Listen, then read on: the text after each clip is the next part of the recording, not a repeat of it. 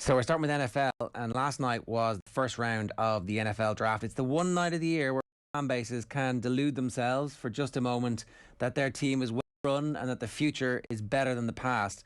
I'm delighted to say Sam Monson of PFF is with us to help parse whether or not any of those fan bases are actually telling the truth. Sam, good afternoon to you. How are you? Hey, Ger, how's it going? Yeah, Good. pretty good. A wild night at the draft in some ways, almost overshadowed by Aaron Rodgers and the bomb that he set off about 3 or 4 hours beforehand, where kind of like Leo Messi, he announced, right, that's it, I'm done. And as we know, Leo Messi is still at Barcelona and looks like he may even be about to sign a new deal. So what happened last night with Aaron Rodgers, and what do you think is the truth about where this might go? Yeah, it was wild. We had this whole hour-long, pre-draft show planned at PFF, the entire script of which basically got tossed out the window the second this bomb got dropped that by Adam Schefter, who else, breaking the scoop that, yeah, Aaron Rodgers is unhappy with Green Bay and has told people that he's not coming back. And this apparently was information that the Packers already knew. They have already been aware of his displeasure with the team, and it's something that isn't a short thing. It's been going on for a while, but they apparently appear to be perfectly content to essentially call his bluff and say, we're not trading you, you will be playing here, or retiring, essentially going off into the sunset. We have Jordan Love, whom we drafted last year to be your eventual replacement at some point. The way that Rodgers played last season, I think, changed a lot of timelines, bounced back to his MVP caliber best, was, I think, arguably the best quarterback in the NFL last season, showed that he can still get to that level again. And the Packers are saying, well, look, we would love you to be our quarterback going forward, but if you're not prepared to do that, the options are retire or play for us. We're not trading you to another team. The 49ers, they were asked in their post-draft press conference when they were unveiling Trey Lance, did you inquire? And John Lynch said, yeah, absolutely. When the MVP of the league is available, you make an inquiry. But we got rebuffed immediately, and it was clear that wasn't happening. So are Denver also one of the teams in the mix here? Are they getting the same message, do you think? Is everybody getting the message that there is no deal to be done here, and that Aaron Rodgers either will take his ball and go home, or he'll play for the Packers? I think everybody's getting that message. The only question is, can anybody force the issue, or can anybody stay persistent enough that Aaron Rodgers forces the issue, and at some point Green Bay starts to get an idea that there's no walking this back. If Rodgers is prepared to dig his heels in enough, maybe he can force something later in the offseason. In particular, because of the way NFL contracts are structured, after June the 1st, it becomes significantly easier to trade him from a Packers perspective in terms of what it does to their salary cap and those kinds of things. So, there's conspiracy theorists out there that look at the pick that Denver made in the first round, a cornerback. When they signed two guys in free agency, they already have Bryce Callahan on the roster, who's a really good player, and say, well, hey, look, maybe a cornerback isn't for Denver. Maybe a cornerback is for Green Bay. And after June the 1st, Denver are going to find a way to make that deal happen and trade for Rodgers with Patrick Surtain, their first draft pick, going the other way. I think that's probably stretching it a little bit, but Denver still has a pretty desperate need at quarterback and could be willing to hang in there enough that they and Rodgers could, maybe force something later on. Okay, so that was the pre-draft intrigue. Then the draft itself, did it live up to the pre-draft hype where it was supposed to be the most quarterback-heavy draft in a long time? And, I mean, are the quarterbacks as good as were advertised, or is there just not that much to talk about because the whole world is in lockdown? Although you guys are obviously out of lockdown much more than we are these days. Yeah. How real was the pre-draft hype, and did it live up to it? Yeah, I think it is a very good quarterback group. There was a lot of talk that these quarterbacks could go all five guys in the top 6 or 7 picks. Obviously, that part didn't manifest itself. The 49ers were, I think, the most intriguing part of this entire draft right up top. Which quarterback were they going to go at number 3? They ended up making the choice for Trey Lance out of North Dakota State, which meant that Justin Fields, the Ohio State quarterback, and Mac Jones from Alabama, they were left to slide a little bit. And I think what was interesting is they slid further than most people were expecting them to. And Mac Jones ends up going in the middle of the first round to the New England Patriots, which 6 weeks ago was kind of where everybody said he should go before the 49ers traded to 3 and all the rumors started to fly that Mac Jones was in play at that spot. And then Justin Fields, for some reason, has been like the one quarterback in this whole process who's just gotten all of the negative attention. And it's difficult to work out why. I think there are very real reasons for an NFL team to be a little bit scared of Justin Fields, but I don't think they're really any more significant than the ones you can create for Mac Jones or Trey Lance or even Zach Wilson, who went number 2 overall, and his negatives were barely spoken about. So for some reason, Justin Fields has been the focus of all the negativity, and he slid far enough that the Chicago Bears were able to jump up and grab him and not even, give up that much to make that happen. They didn't have to make this giant blockbuster trade to get into the top 5 the way some people were expecting. They were able to get a guy like that who 12 months ago was being talked about in the same breath as Trevor Lawrence as the potential number 1 overall pick. What do PFF say about Justin Fields? Because the grading is supposed to, particularly at this position, hold quite well. What was your analysis saying about whether or not he's going to be successful? His grading profile is as good as any quarterback in this draft. I mean, both Justin Fields and Trevor Lawrence have 3 straight seasons with a PFF grade above 90, which is our elite, blue chip kind of caliber. He was right up there. He was one of the most accurate quarterbacks we've seen come out of college.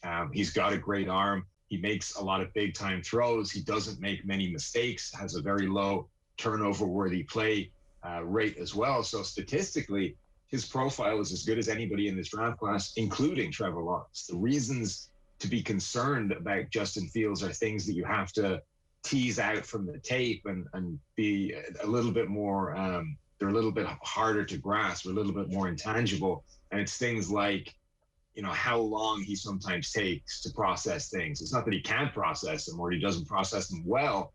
It's just that he holds onto the ball a little bit longer than some of these other quarterbacks, which tends to invite pressure and cause some problems. And that's not necessarily a failing in terms of, processing or intelligence or those things. It's just some quarterbacks do that. Aaron Rodgers has always done that. Russell Wilson has always done that. It's a very stylistic trait that some quarterbacks have, but it's one that if you choose to look at it in a negative light, it can be a thing that scares teams.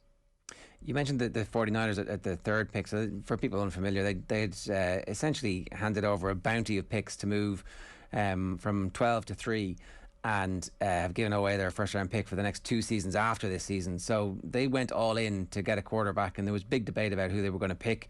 They claim now that the whole time along there was no debate internally, that actually they got their guy, and the smokescreen might have been to keep the Jets from picking ahead of them. I don't know what the whole point of it was, and I don't think we'll ever find out really. But is Trey Lance good enough to have mortgaged the future for? I think he can be. I think the 3 quarterbacks that they would have been choosing between, Justin Fields, Trey Lance, and Mac Jones, I think there's a good case that all 3 of them are very good players and worth that pick in a vacuum. It gets a little bit, I think, trickier when you start factoring in the fact that they basically traded 3 first-round picks for him. But Lance, I think, represents the best compromise of all the skill sets. He is incredibly athletic. Like, he brings a running threat that is better than the other 2. Justin Fields is really fast, and he can scramble as well. But Trey Lance can be a part of the design running game, like Lamar Jackson can. You can call running plays for Trey Lance. He can be a 1,000-yard rusher at the quarterback position in the NFL. He's that talented. He's got a big arm. He can make all the throws. He doesn't have a lot of experience, which used to be a thing that was held up against quarterbacks. Don't take guys that haven't started a lot of games. They don't work out very well. But I think we've reached a point now where actually, if anything, that's almost seen as a positive. It's like, this guy is this good, and he's barely played. Like, he's barely scratched the surface of what he can do. When we get him in the building and we coach him up and we teach him, like, the sky's the limit. And I think in particular, Kyle Shanahan, one of the best offensive minds in the game, the 49ers head coach, is going to be looking at that and saying, look, I can get high-level play out of undrafted free agents. I can get Nick Mullins, posting a career yards per attempt figure the same as Aaron Rodgers, the reigning MVP. think what I can do with a guy like Trey Lance, who has just all this raw talent available, and his only failing is a little bit of lack of experience and a little bit of lacking in accuracy compared with these other guys. So, yeah, I think Kyle Shanahan looks at Trey Lance and thinks there's a superstar potentially in him. And there's nothing in his grading, there's nothing in his tape that says he's wrong. Okay. The other thing that happened is that tight end went number 4. It's the highest a tight end has ever gone in Kyle Pitts. But by all accounts, he's off the charts, spectacular. We should be really looking forward to some incredible highlight reel plays from the Atlanta Falcons next year with this guy in tow. And then some of the other receivers who went high as well. It's obviously draft night, and the highlights reel is going to make them look really good. So I'm very anxious not to get over excited about it. But 3 or 4 of those receivers look special as well. Yeah, it was a great receiver group, particularly at the top of the draft. Look, Kyle Pitts is labeled a tight end. Kyle Pitts is a unicorn. He is an absolute freak that just does not come along very often and may never have come along before. A lot of players, there used to be this term called tweener, which meant you were caught between 2 different positions. And it was usually because, of a failing of some kind. Either you were too big and slow to play wide receiver, or you were too bad a blocker to play tight end, and you were sort of caught in this no man's land in between the two. Kyle Pitts could play both at an extremely high level. He would be the best tight end in this draft if that's all he did.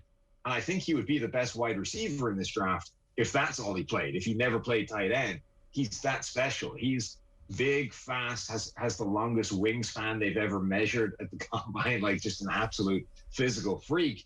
And like, he's so special at that stuff that things like just incredible hands, doesn't drop the ball, has a ridiculous catch radius, is able to sort of catch passes that are way outside of his frame or off target without breaking stride and making it look easy. Those are kind of things that barely even get mentioned because they're just so far down the list of things that he's incredible at. But they're some of the most important things to playing well at that position in the NFL. So, yeah, I think Kyle Pitts is absolutely special and well worth that pick. But then, Jamar Chase was the best receiver in college football at 19 years of age. Devontae Smith just won the Heisman Trophy, which hasn't happened in a long time. Jalen Waddle was the player that went ahead of Devontae Smith, who was outperforming Smith in terms of yardage at the time he got hurt this year. Has incredible speed, quickness, burst, all those kinds of things. And then Kadarius Toney, the player that the New York Giants selected, moves like, if you got some listeners that remember Dante Hall, whose nickname was the human joystick for the Kansas City Chiefs back in the early 2000s, he has some of the best kick return touchdowns in NFL history. And Kadarius Toney moves like Dante Hall, but a bigger version, like a 6-foot, 190-pound version of Dante Hall. He is a truly special player who just needs to develop a little bit more in terms of understanding how to play the position, particularly out wide. It seems to me that most of the teams are reaching a point where they are well run. It's more difficult after a draft like this for us to point at several basket cases the way in previous years we would have been able to point at teams who don't know what they're doing, who are badly run. Am I wrong about that? Well, there's always the Raiders.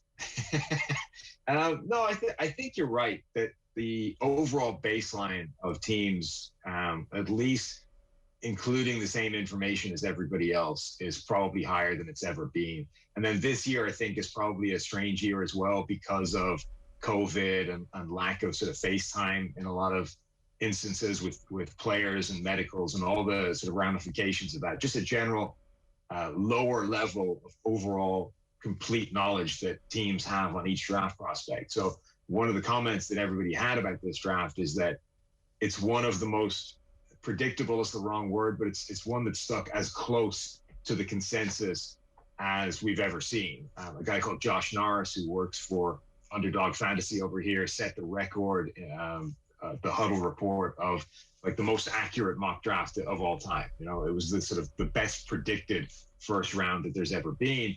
And I think that's because, like, when you don't have as much information as usual, you're a little bit more scared to go out on a limb and make those picks that deviate from the consensus. And I think we saw a lot tighter or a lot bigger influence of basically groupthink this year. And there were very few teams that did go out on an island like the Raiders and draft a guy in the middle of the first round who most people had as a fringe first rounder, a strong second round kind of player. Yeah, it will be interesting to see if that groupthink ends up being correct in this instance, or if the previous way, where they would all fall in love on the basis of something that somebody says over dinner, was actually a better methodology of finding good players. And, this COVID has forced a little mini experiment on them.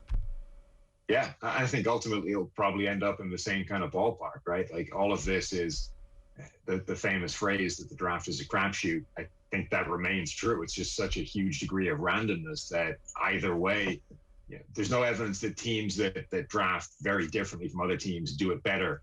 But equally, there's no evidence that anybody drafts particularly better than anybody else. Over any kind of extended period of time, you tend to see everybody come back to the mean and just be subject to this random effect of projecting college players.